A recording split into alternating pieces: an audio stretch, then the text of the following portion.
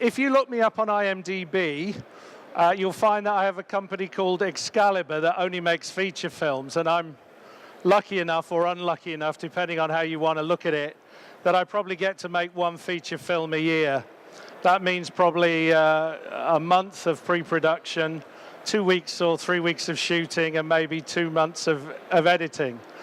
I'm doing a lot better than some directors, but nowhere near as well as others. So how do I fill up the rest of the year? And more importantly, how do I manage to keep the wolf from the door? So I want to try and give you an idea of how you can use the international marketplace to fill up that time that you may have in your not so busy production schedules. The first thing I would say is I wouldn't bother going on LinkedIn. I wouldn't bother using Facebook or Twitter or any of these things to try and promote what you do. Has anyone here ever got hired from a contact they made on the internet? I certainly haven't. You've got to get out there. You've got to get out there and meet people. It's no good putting up your show reel on Vimeo and expecting the phone will start ringing. It's good to have all that stuff. It's good to be able, when you meet somebody, to send them to look at that stuff. But you really need to get out there and meet people. So where would one go to do that? Well, I've got some good news for you. You're in one of the right places here. The reason that this show is so successful is in part due to how many foreign visitors there are. What you need to do is, instead of just going around looking at equipment, you need to be on the lookout for people who are checking out that equipment with a view to using it. And in particular, listen out for people who know they want to use it but don't have the least idea how to use it. One thing I've found to be very useful, I did this with both Panasonic and JVC, was once I'd shot some stuff with their fairly newish cameras, I offered it to them as show reel footage. So here 5 years ago, Panasonic were using one of my trailers for one of my projects on a new camera that they'd only just released. They were using it here for demonstration purposes. And I actually got one piece of work out of that because the visitor from Italy who was looking at it said, "Oh, who shot that?" They put them onto me. I happened to be here at the show. And within a week, I was out in Italy shooting something for them. So the first thing is try and get your work seen at places like this. A lot of the people walking around a show like this, especially if they're from other countries, are as much looking for people who can help them shoot their projects as they are for the equipment that they're liable to want to shoot on it. So it's a very good place to start. You can also get some really nice cheap flights these days with EasyJet to Amsterdam. You've got IBS and IES at Amsterdam twice a year. Again, industry places where companies are often looking for demonstration footage. You'd be amazed how many camera companies don't have any terribly exciting footage to show of their cameras. They often look to end users to help them out with that, and they'll like nothing better than if you volunteer that to them. But I think sooner or later you have to leave trade shows like this, because a show like this is mainly about selling equipment, showing what the technology can do. You're much better off getting your work into film festivals. It's no good just getting your work into the film festival. You have to go and support it there. You have to go and be seen. You have to offer to do a Q&A afterwards so that people get to see you.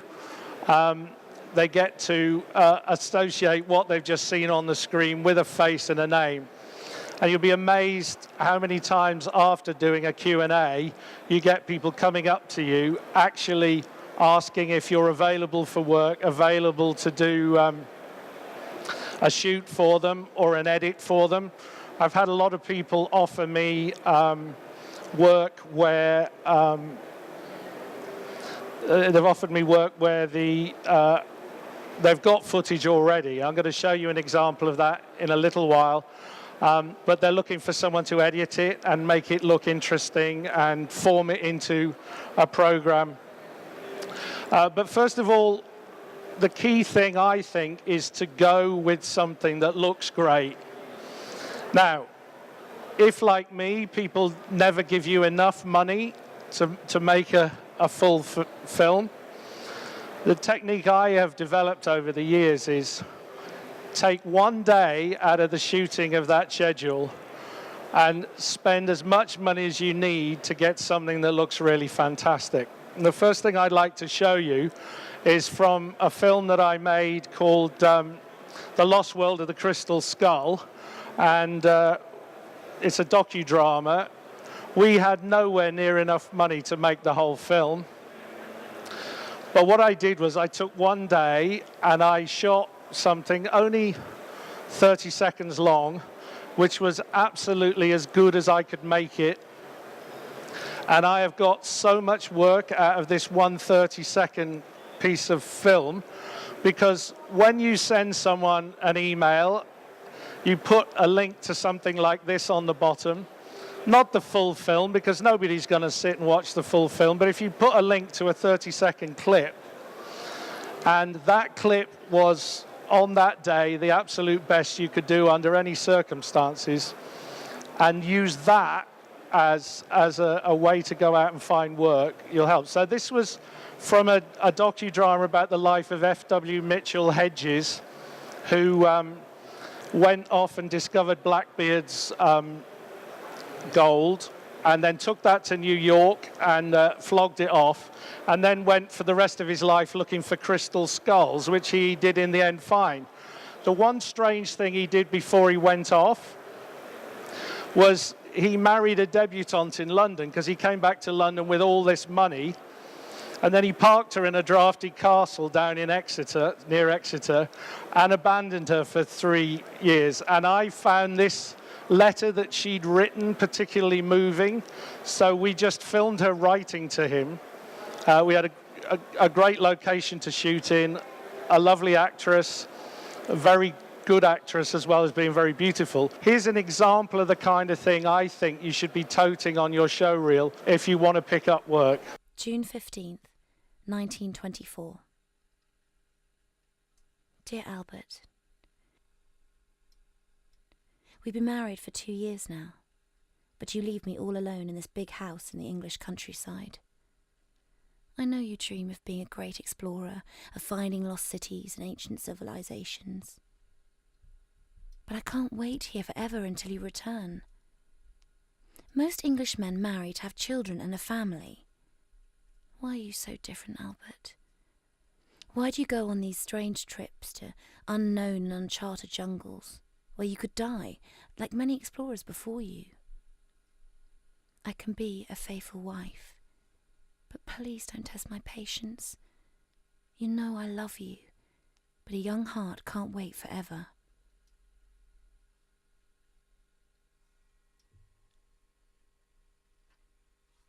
I can assure you that the rest of the movie wasn't that good. We did actually win a couple of awards for it, so it can't have been that bad. But if you're working on a project in England or wherever, anywhere that you have control of the whole project, it's worth taking that one day or that one morning to shoot something that you can use to show when you get out there into the marketplace. So, a few things I should point out to you. One of the best ways to get your work seen on an international platform is with the Short Film Corner in Cannes. And funnily enough, they just finally opened up the registration for it today. One of the best places that I've found for finding work abroad is to put a 15, 20-minute film into the Short Film Corner. Now, that doesn't automatically mean that anyone will see it if you put it in the Short Film Corner in Cannes, but it gives you somewhere that people can see it, but you do then need to go to Cannes. The good thing about the Short Film Corner is it not only puts your film out there, it gets you 2 accreditations for the princely sum of €95. Normally, to buy a badge to get into the festival is €280. But if you put a short film into the short film corner, you get 2 badges, which allows you full access to the whole festival. And there's somewhere you can drag people to actually see your work. I would still say that you want to carry it around on an iPad or a laptop with you, because, you know, 9 times out of 10 when you meet people, they won't have time to go to the Palais and look at the thing in the short film corner. But it gives you an authentic accreditation to the festival. You can say your work's been accepted to be shown, and then carry it around with you on an iPad or a laptop so that you can actually show it to people as well. Another place that I've found particularly good is the Venice Film Festival. Venice has a much greater focus on non-fiction than Cannes does. I think that probably the only thing that anybody's ever heard of that did any good in Cannes on the non-fiction side was Fahrenheit 9/11. And that was such a major movie that it clearly could fight with the latest Ridley Scott and the latest Steven Spielberg for attention. But if your work is more documentary based, I would suggest the Venice Film Festival. I've shown 2 or 3 things at Venice, and one of the things that happened to me in Venice because of that I just want to show you a little bit of here. This is in Final Cut because we weren't able to render it out in time to show you as a full screen thing. So you'll have to forgive the fact that this is... the Venice Film Commission, after I'd shown something, actually approached me to do a documentary for them about the Venice Lido. They want something to show this year in Venice, to show the entire history of the Lido, which I don't know if you know, but it's like the seaside resort of Venice, and it's been going for about 100 years now. But one of the things was that they'd seen some stuff I'd done on Visconti, the film director, who obviously shot Part of Death in Venice on the Lido. But they then offered me all this footage from Cinecittà Luce, which is a bit like our old Pathé newsreels. And they've recently sent me some amazing footage, which I'm in the process of editing together now for this documentary. I just thought it'd be quite interesting to have a quick look at this.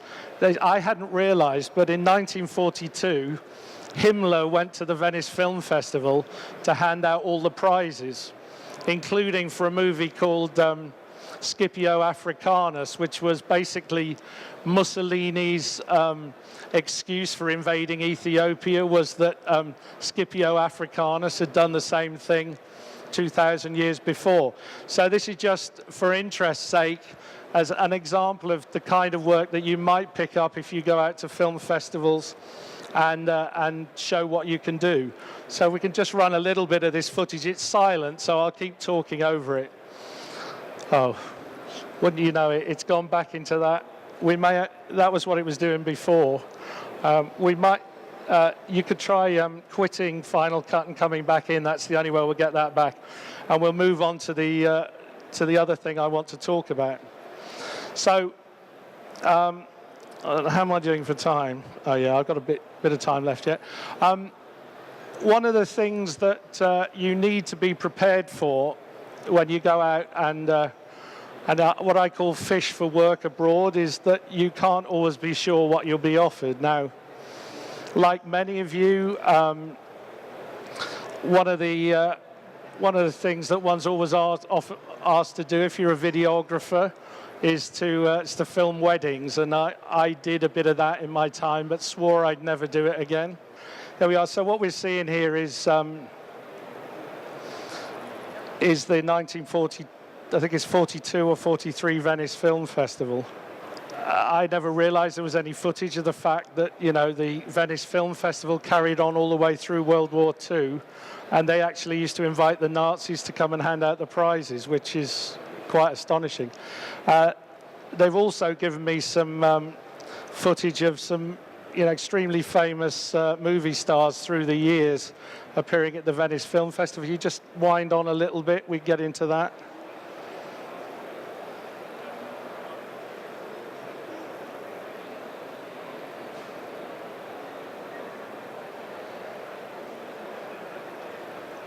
I'll perhaps just leave it running behind me while I talk.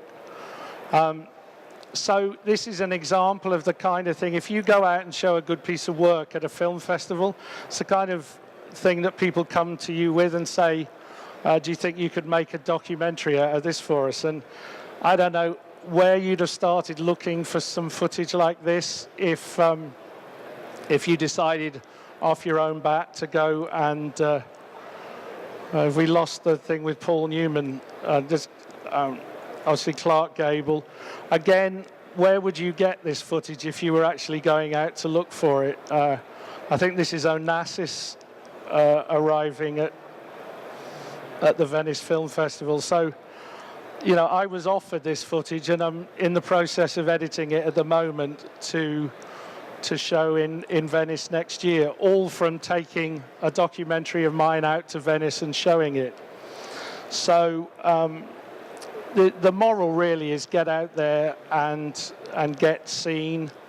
I think that was Walt Disney. If you don't get out there, if you don't get your footage into film festivals, most film festivals are incredibly cheap to enter. I think Venice is actually free for documentaries. You can submit documentaries for free into the Venice Film Festival. It is actually incredibly easy to get out there and get your stuff seen. Another way, this is from my experience, is more as a musician and a composer, which I was before I was director. But in '92, the British Council sent me to Sofia in Bulgaria to do some demonstrations of a computer system. And actually, most government agencies are always looking for experts. That's how I ended up here today. If you talk to government agencies, they've quite often got a budget to send you to places. The British Council paid for my trip to Sofia, and I spent the next 5 or 6 years working as a composer or arranger on various projects over there. So it's always worth looking out for these government schemes that do help you get out to actually put your skills and knowledge into a showcase in the rest of the world. So the final little cautionary tale I wanted to give you is that I started to explain that, you know, early on in my camera wielding days, I was trapped, as many of you probably are, in shooting wedding videos. The good news is that if you go out there, you may not get out of shooting wedding videos, but you do get to shoot them in much nicer places with a much bigger budget. I went to look actually at a chateau in France with a view to shooting a project of mine there. The project never got made, but they called me back about 3 months later saying that they had a big wedding coming in and they were being asked to provide someone to film the whole thing. So this is, if nothing else, how you can upgrade your wedding video gigs. So we'll finish with this. This is the Chateau de Baronville, about 40 miles from Paris. And I hope the last wedding video that I'll ever have to shoot.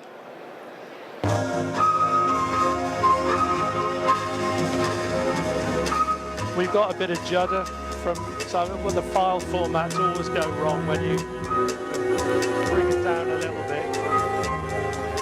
But this just shows the sort of footage that you might get to shoot instead of, you know, the hotel at the end of the street in your hometown. If you go out and show your work in the big wild world. So I hope that's provided a little bit of inspiration for you.